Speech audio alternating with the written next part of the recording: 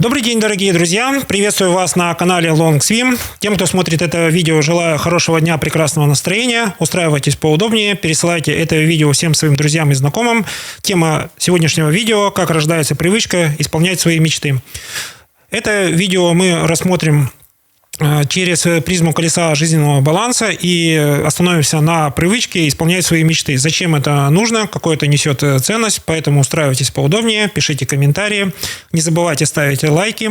И тем, кто это видео хочет отправить своим друзьям и знакомым, это вы можете сделать через кнопку «Поделиться». Итак, рассмотрим, что такое мечты. Мечты у каждого индивидуальны, но это тот момент, когда вы имеете очень огромное желание свою мечту превратить в реальность, и, возможно, некоторые из вас остались с тем, что у вас была мечта с детства, и эта мечта остается мечтой, то есть она является для вас актуальной, и вы при удачном стечении обстоятельств обязательно попробуйте это сделать снова и снова. Для того, чтобы этот процесс был системным и классным, колесо жизненного баланса Long Swim рекомендует вам все-таки исполнять свои мечты в режиме привычки. Что такое привычка? Это очень классная такая тема. В двух словах она звучит следующим образом. Вне зависимости от вашего эмоционального состояния вы делаете это легко, непринужденно, не прилагая каких-то огромных сил. Если вы понимаете, что мечты у вас занимают список из 2-3 страниц мелко исписанного текста, тогда формирование привычки исполнять свои мечты для вас является очень актуальным. Для тех, у кого мечта состоит из огромного желания, из 2-3 предложений, пожалуйста, попробуйте не ограничивать себя в том, о чем вы мечтаете. Напишите список, что вам нравится, какие пожелания у вас были. Ведь мечта – это не только сделать что-то полезное и приятное для себя. Иногда это мечта сделать что-то полезное и приятное для своих родных и близких. Итак, устраивайтесь поудобнее. Рассматриваем тему, как рождается привычка исполнять свои мечты сквозь призму колеса жизненного баланса. Итак, зачем нам нужно иметь привычку исполнять мечты? Первое – увидеть возможности для роста. С каждым годом мы обладаем все большими профессиональными навыками. Это наш огромный прогресс в сфере карьеры и бизнес. Каждый год мы прорабатываем свою сферу яркость жизни. Это баланс между отдыхать и работать. И именно в сфере яркой жизни мы поднимаемся вверх по своим состояниям. Тем, кто о состояниях слышит первый раз, давайте в 2 словах это поясню. Все наше состояние, максимальная производительность мы обозначаем цифрой 10. Наше состояние, когда у нас очень много эмоций, но мало действий, мы обозначаем цифрой 0. И, соответственно, состояние, которое умещается между цифрами 0 и 4, мы называем нестабильным состоянием. Это нормальное состояние, при которых нас переполняют эмоции, но мы мало принимаем решения, мало действуем. В состоянии 0,4 нет ничего необычного. По распространенности примерно 2/3 окружающих вас людей будут находиться в состоянии 0,4. Это не максимум вашей производительности, но это состояние позволяет находить взаимопонимание друг с другом через эмоциональную аргументацию. И те, кто устал от эмоциональной аргументации, переходят в состояние 4-8, где появляется действие, и вы, вне зависимости от того, какой эмоцией вы обладаете, можете все, что вы задекларировали, задумали, или то, что вам нужно сделать, выполнить с минимальной эмоциональной вовлеченностью. Состояние 8-10 – это для творческих людей просто база. Мы говорим о том, что люди в состоянии 8-10 – это чрезвычайно продуктивны. Они находят выход из любой, казалось бы, неразрешенной ситуации. Они умеют объединить людей вокруг своей идеи. Эти люди переводят окружающих из состояния 0,4 в состояние 4,8. То есть для людей в состоянии 0,4 очень важна мотивация, очень важна эмоциональная поддержка. Им нужно просто указать ориентир, в каком направлении им сейчас двигаться, и эту роль выполняют люди в состоянии 8-10.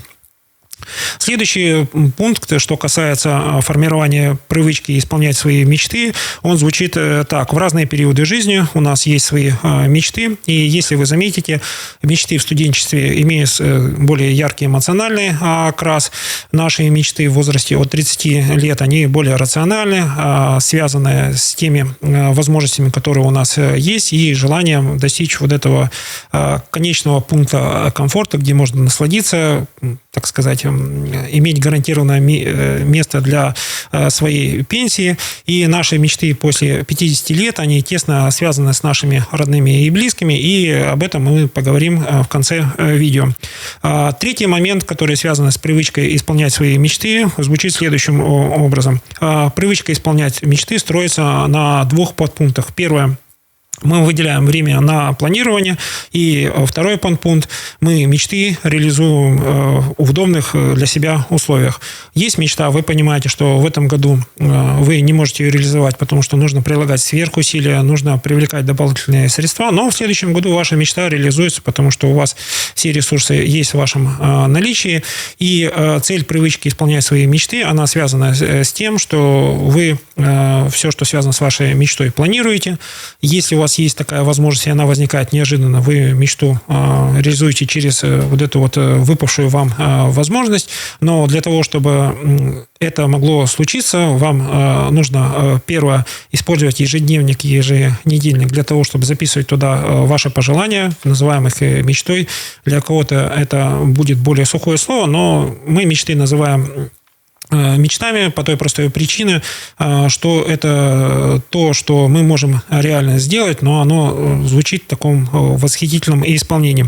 Следующий 4 пункт – это для своей мечты у нас есть свой темп исполнения, и только привычка дает нам возможность выбрать тот темп, который является для нас привычным.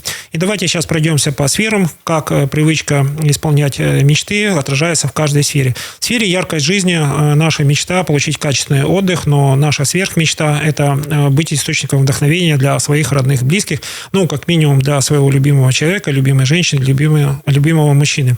В сфере духовного роста и творчества мы хотим иметь такие жизненные принципы, когда мы имеем возможность общаться с людьми на основе совпадения жизненных ценностей, поэтому здесь у нас привычка исполнять мечты, всегда находить единомышленников, о чем у нас здесь написано на флипчате.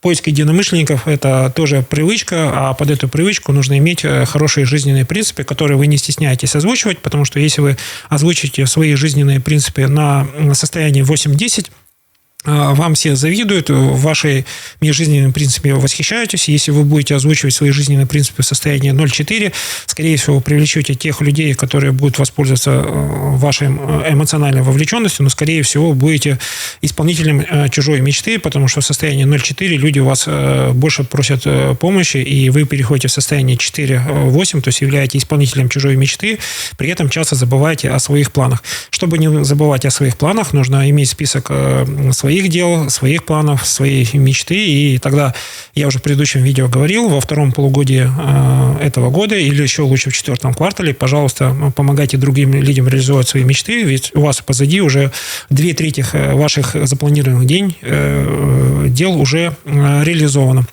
Таким образом, колесо жизненного баланса, оно даже вам подсказывает, что вот в 4 квартале этого года можете заниматься спасательством, благотворительностью, любыми полезными делами, и вы будете себя чувствовать на пике энергетического потока. Следующая сфера, которая говорит о том, что привычка исполнять мечты, она классная, это сфера карьеры и бизнеса. Собственно говоря, здесь находится 80% наших мечты или перечня, то, что мы называем мечтами. Это желание иметь собственный бизнес, это желание подниматься по карьерной лестнице, это желание не забывать о своей экспертности. То есть, если в сфере карьеры и бизнеса у вас возникает эмоциональное выгорание, ваша мечта становится неинтересным, вы считаете, что можно делать работу не как раньше, или уже не восхищаетесь той работой, которая раньше считалась любимым делом.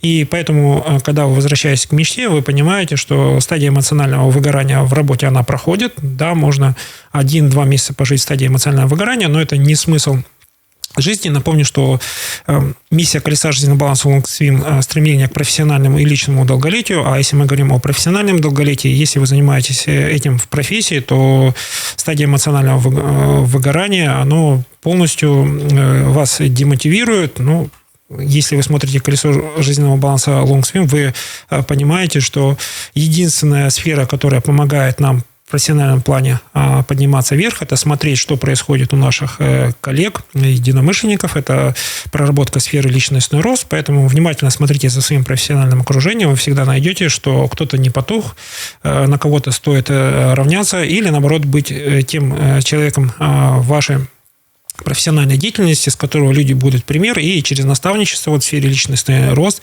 вы боретесь со своим эмоциональным выгоранием.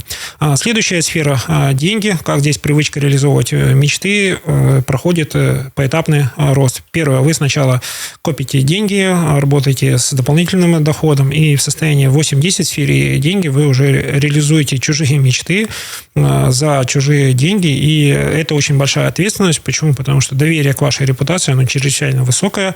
Понятно, что не всеми, не со всеми рисками вы можете справиться. Ваша задача реализовать этот проект с наименьшими потерями. Но чем больше проектов вы реализуете, с большими или с маленькими потерями, тем больше у вас опыта, ведь никто, кроме вас, не может решить эту задачу. Следующая сфера – личностный рост. Как здесь привычка исполнять свои мечты реализуется.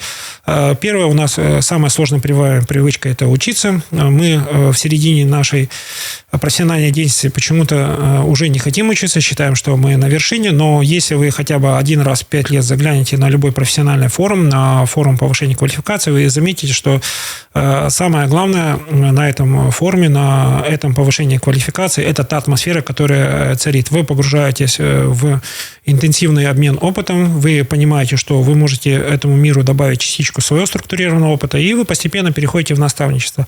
Наставничество, наоборот, дает нам возможность увидеть наши недостатки, пробелы в теории, неструктурированную практику, и вы через наставничество реально растете, получаете заслуженное уважение коллег, и это вам дает еще резкий толчок в сфере духовный рост и творчество, когда вы понимаете, что наставничество помогает вам больше, чем окружающие от вас получают вот именно знания и теории. То есть люди, которые преподают, они на самом деле больше мотивируют себя, чем окружающих.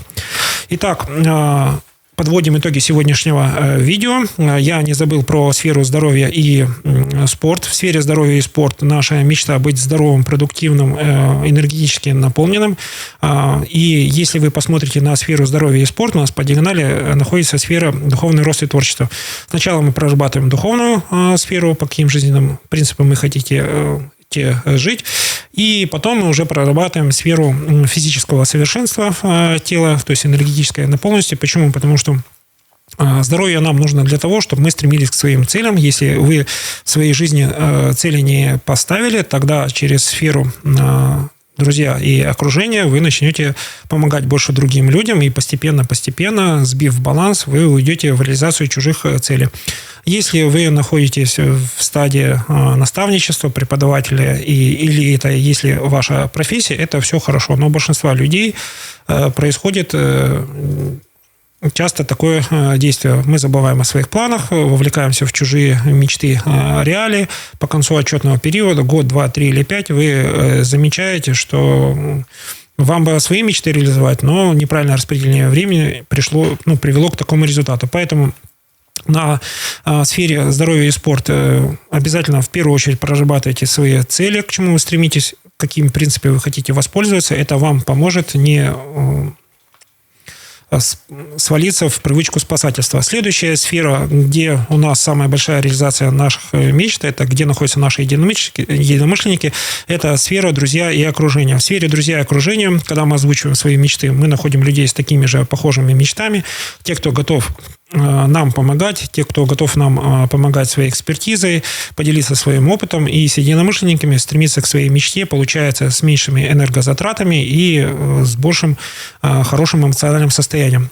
Последняя сфера или первая в жизни любого человека – это сфера семья и отношения. Как здесь привычка исполнять свои мечты помогает вам строить семейные отношения. Ваш любимый человек, любимая женщина, любимый мужчина, в принципе, не должен бояться озвучивать вам свои мечты, какие-то планы. Когда вы сравниваете два колеса жизненного баланса друг друга, вы начнете понимать, что у вас есть больше общего, чем разногласий. И по мере того, как вы будете доверять друг другу свои мечты, вы поймете, что вы можете строить на будущее совместные планы. И таким вот образом проработка привычки исполнять свои мечты ведет к тому, что у вас с любимым человеком, с любимой женщиной уже много общего, совместного, привычного, и разногласия вы решаете путем того, что ваша мечта не конкурирует с мечтой вашего любимого человека, а наоборот, это просто определенная последовательность. Сначала реализуется мечта вашего любимого человека, а потом реализуется ваша мечта. Но при этом на коротком промежутке времени у вас 3 поставленные и выполненные цели, и у вашего любимого человека 3 поставленные и выполненные цели.